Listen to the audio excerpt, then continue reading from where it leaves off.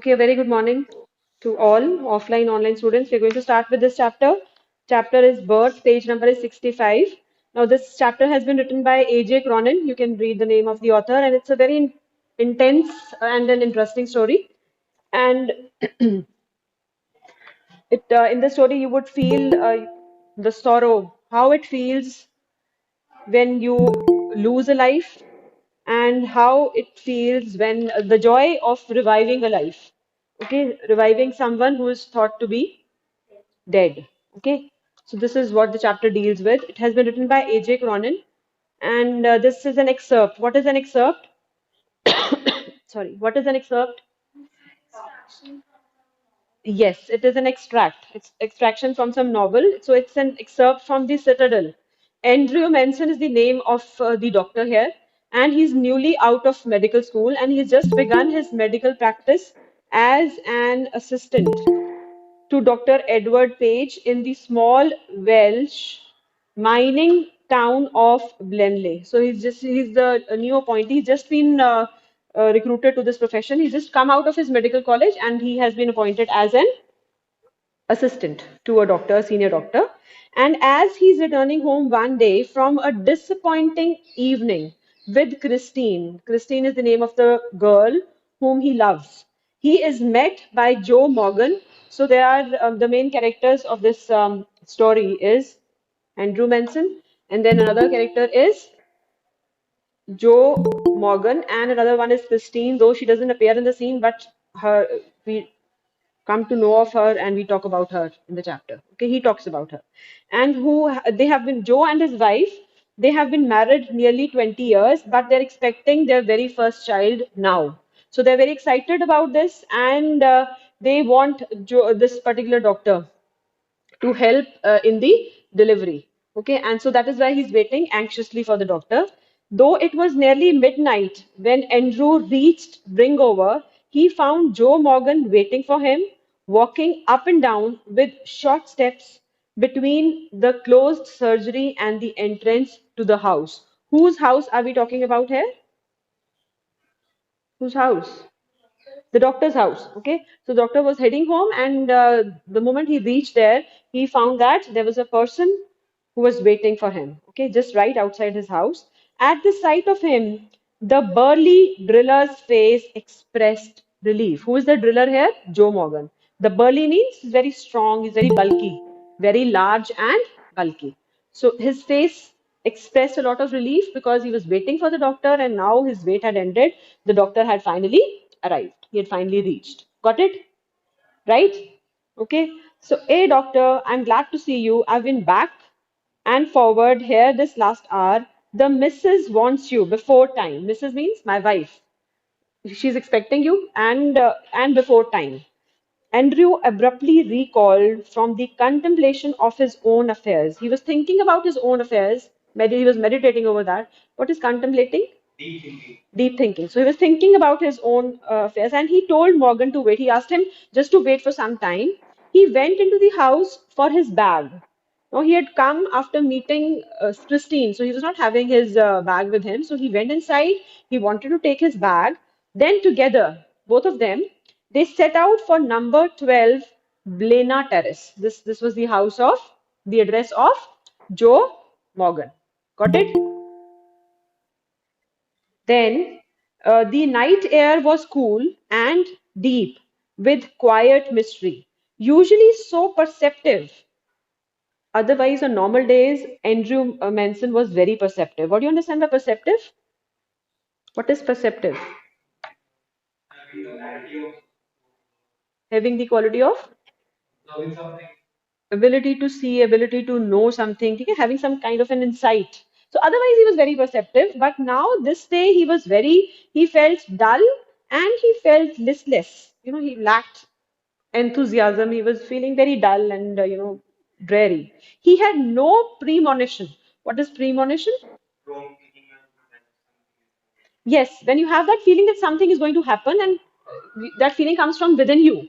ठीक है आपको अंदर से लगता है कि ऐसा कुछ होने वाला है ठीक है so he had no premonition, he had no idea that this night call, the call made by Joe Morgan and his wife, this night call would prove unusual. He had no thought, he had no idea, he didn't know that this night is going to be the most important night of his life that is going to change his entire medical career as a doctor. Still, less that it would influence his whole future in Blenheim. Okay, so he had no idea that this night is going to change his yes. Which year? It is not mentioned right now. It is not mentioned. Okay, so you need not bother about, we are not doing history or bother about the dates and years. Okay, so the two men walked in silence until they reached the door of number 12. Then Joe drew up short. He didn't want to go inside. Joe Morgan didn't want to go. He hesitated. He drew up short means he hesitated a little bit. He didn't want to get inside. I will not come in, he said. And his voice showed signs of strain. What is strain? Stress. He was stressed out and he says, but man, I know you will do well for us. I have full confidence in you. You will do well means who is you here? The doctor says, I'm sure that you're going to do well, and but I will not come with you. Got it? Books nahi hai aapke paas? Pata chal raha hai par aapko? Both of you. Okay. Inside, a narrow stair led up to a small bedroom. This is the inside of Joe Morgan's house. Clean but poorly furnished. They were not very well off. They were not very rich people. So the house was poorly furnished and lit only by an oil lamp. Here, Mrs. Morgan's mother. So who else was there apart from Mrs. Morgan? Her mother. So that means the mother-in-law of Joe Morgan. So she was there and she was a gray-haired woman of nearly 70. She was around 70 years of age. And the stout elderly midwife. What is midwife? Who is a midwife? A kind of a nurse who assists in childbirth. Okay. She waited beside the patient, watching Andrew's expression as he moved about the room. So they were constantly looking at the doctor. What is going to be his reaction? How is he going to treat the patient? What is he going to do? So they were constantly looking at him. Let me make you a cup of tea, doctor, said the former. Who is former here? What do you mean by former and what is the difference between former and letter? एक word होता है letter, एक word होता है farmer. क्या difference है दोनों में? Yes, farmer is the one who is talked about earlier. Previous और लेटर बाद वाला. तो यहाँ पे फॉर्मर कौन है? ऊपर देखो, यहाँ पे फॉर्मर कौन है? सेड. हाँ, midwife is later. His mother-in-law, the doctor, said, I will make you a cup of tea. After just she just said this after a few moments. Andrew smiled faintly. Why did he smile? Because he knew that the old woman, wise and experienced, she was 70 years old, she was quite wise. She must have realized that there must be period of waiting, that she was afraid he would leave the case, saying he would return later. So she wanted to keep him busy. She wanted that he should stay on there only. She didn't want that he should go home.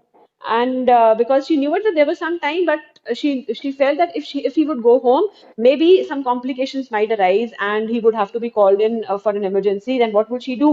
So because they were in dire need of this child, as it is her daughter and her son-in-law, they were going to have their first child after 20 years of the marriage. So they didn't want to take any chances. They didn't want the doctor to go anywhere in the time that was there in between. Got it? So don't fret, mother. So he just said, don't get anxious. Okay, don't stress out. I'm not going to run away. This is what the doctor said. Down in the kitchen, he drank the tea which she gave him, overwrought as he was. What do you understand by overwrought? No, nobody's going to know. You will not answer like this. Let the others also reply. Yes. What is overwrought? Raise your hands if you want to reply, and the online students also have to respond. I need the answer from online. Who said this? Who said may I? Yes, Tushita. Yes. What is Yes, very worried. He was very upset. He was very worried. He was overwrought. Why? Because the day had not been a good one. And he knew he could not snatch even an hour's sleep if he went home. He knew it that if even if he would go home, he would not be able to have even 1 hour's rest. So there was no point rushing home and then coming back and then rushing back there. Okay. So he knew too that the case here would demand all his attention. A queer. A queer is something which is very strange. Queer is strange. A strange lethargy. What is lethargy? Yes, laziness. Yes, Nakul, bolo. Okay, the next time I'm going to ask you. Okay, fine. The next question, whatever the next question is, I will ask you. Okay, yes, laziness. A queer laziness of spirit came upon him. He decided to remain until everything was over. So he decided that he would stay on till the birth of the child. Got it? An hour later, he went upstairs again and he just noted the progress made. And he came down once more, sat by the kitchen fire. It was still, except for the rustle of a cinder in the grate and the slow tick tock of the wall clock. Naturally, it was midnight, so everything was very silent around there. So it was very still. Okay. And then what happened? No, there was another sound. Another sound was there, apart from the rustling of the leaves, and there was another sound, and that sound was the beat of Morgan's footsteps. Joe Morgan, who was just pacing up and down the road outside. So his footsteps could be heard as he paced in the street outside. The old woman opposite him, who is the old woman here? The mother of Mrs. Morgan. And she sat just right opposite him in her black dress, quite motionless, her eyes strangely alive and wise, and as if she was probing something. She never leaving his face. Constantly, she was looking at the doctor, trying to find out, answers to her questions, probing out. What is probing? Nakul, what is probing? She was probing. Have you ever heard of this word? Strangely alive and wise, probing, never leaving his face. What is probing? Yes, searching, looking or searching for, trying to find out some, as I told you, some answers to some of her questions, that were there in her mind. His thoughts were heavy and his thoughts were muddled. He was confused in his mind. Okay. The episode he had witnessed at Cardiff Station still obsessed him morbidly. The episode. Yes, you're right. You're right, Mankor and Nakul. Both of you are right. So still obsessed him morbidly, sickly. He was still thinking of that episode, the episode with his beloved Christine. As I told you, the day had not been, it had not gone off quite well. So he was thinking about that episode only. The thought of Bramwell, foolishly devoted to a woman who deceived him sordidly, so he was thinking about other, married couples. Then he was thinking of a person who was devoted to a lady, but the lady was very dishonest in her relationship. Okay, so who deceived him sordidly, dishonestly. Okay, of then he was thinking of Edward Page, who bound to the shrewish Blodwin of Delhi, living unhappily apart from his wife. He was thinking of another couple who were living separately, were not living with each other. His reason told him that all these marriages were dismal failures. What do you understand by dismal? Yes. Yes, sad, causing gloom or unhappiness. And it was a conclusion. So, after thinking about these marriages, he came up to a conclusion which in his present state made him wince. So thinking about those marriages, uh, he thought about those marriages, those yes, sorrowful and depressing marriages, and this and even his situation was not good. He had a bad day with his beloved, so he felt that whether he should get married to her or not. So this kind of a situation, it just made him wince. He wished to consider marriage as an idyllic state. What is an idyllic state? Bolo? Yes, a story with a happy ending. So he thought of something which is very peaceful, something which has uh, which leads to a happy ending. Yes, he could not otherwise consider it with the image of Christine before him. Her eyes, then he was thinking of his beloved, Christine, her eyes shining towards him, admitted no other conclusion. It was the conflict between his level doubting mind, conflict was there between his mind and his heart. Okay, his mind was saying that maybe he should not get married to her, but then whenever he thought of Christine, her eyes, and then if he would go by his heart, then he felt that everything would be all right. So he was confused, and the confusion was between his mind and his overflowing heart. Okay, which left him resentful, so there was a lot of a feeling of displeasure and confusion in his mind that was there. He was thinking about all those things, and then he had a busy night, with wherein his attention was most immediately required. He let his chin sink upon his chest. थक गया था वो बस ऐसे करके बैठ गया वो कि बस सो जाएगा अब. He stretched out his legs. He stared broodingly into the fire. So sometimes you don't want to think about anything. He just wanted to have some rest. He wanted to relax. He remained like this so long, and his thoughts were so filled with Christine that he got surprised, that he was startled when the old woman opposite suddenly addressed him. एकदम से बुलाया उन्होंने उसको. So her meditation had pursued a different course. She was thinking on some other lines. She was thinking about her daughter. She was thinking about her grandchild. And Dr. Morgan was thinking, Dr. Manson, Andrew Manson was thinking about, his own marriage, his own whether he would have a successful marriage. He would or he could have it or not with Christine. Got it? So, Susan. Susan is the name of the daughter, Mrs. Morgan. Okay, the one who's going to have child. Susan said not to give her the chloroform. Now, you were talking about the time and the year. Now, this was a time when we didn't have those injections, anesthetics. तब chloroform दिया जाता था. तो बहुत पहले की बात है ये. ठीक है ना? Chloroform anesthesia. Chloroform is another form of anesthesia, but nowadays we don't give chloroform. ठीक है, we give injections. Okay, so anaesthetics देते हैं हम, प्रॉपर इंजेक्ट करते हैं. तब क्लोरोफॉर्म दिया जाता है, वो नाक के पास रख देते थे. ठीक है, तो जब वो थोड़ी सांस उखड़ने लग जाती थी वो हटा लेते थे. सो ऐसे दिया जाता था. So she says, the mother says, Susan said not to give her the chloroform if it would harm the baby. Now Susan is going to have her first child. She's concerned. Her mother is very much concerned about the health of the child. So she's worried that the chloroform might harm the baby. So she says कि chloroform नहीं देना मुझे. ठीक है? She is awful set upon this child. What do you understand by this? She is awful set upon this child. Yes, she's very much keen to have this child. Okay, so doctor, her old eyes warmed at a sudden thought. She added in a low tone, "We all are, I fancy. We all are keen to have children. This is what she thinks, and this is what my child also thinks. My daughter also thinks." He collected himself with an effort. So he was thinking on he was having some meditation on some other line. So he brought himself together and he said, "It won't do any harm." As a doctor, he knew it that the chloroform is not going to harm her. So he says the anesthetic is not going to harm her. He said kindly, "They will be all right." They means the mother and the child are going to be all right. Got it? Here, the nurse's voice was heard calling from the top landing. So the midwife who was there with Susan, she called the doctor.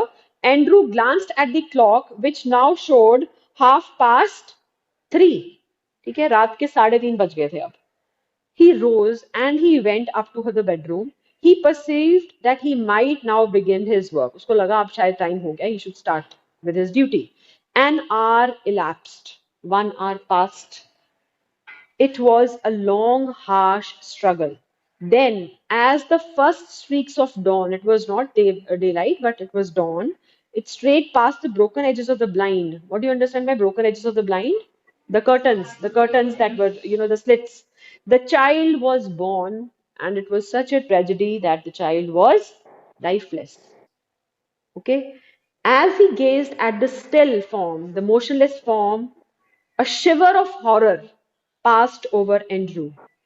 After all that he had promised the mother, he had promised Joe Morgan that he's definitely going to do his best and they would be all right. After having made such promises, he felt horrified to see the lifeless body of the child. His face heated with his own exertions, and then it suddenly felt chilled. He hesitated, torn between his desire to attempt to resuscitate the child. So he didn't know what to do. He was again muddled. He was again confused whether he should focus right now on the child or on the mother, because both of them were in. The mother was in a critical condition, and the child already seems to be lifeless. So he didn't know whom to revive. Whether he should resuscitate is reviving. Whether he should revive the child and his obligation towards the mother. He had a duty towards the mother, Mrs. Morgan, Susan Morgan also, who herself was in a desperate state. Desperate state here means critical condition. Okay. The dilemma. What is dilemma? What? When you're not able to decide what to do, you have a choice. You must have read that book, The Road Not Taken by Robert Frost, if you've read it. So he was at a fork, he didn't know which road to take.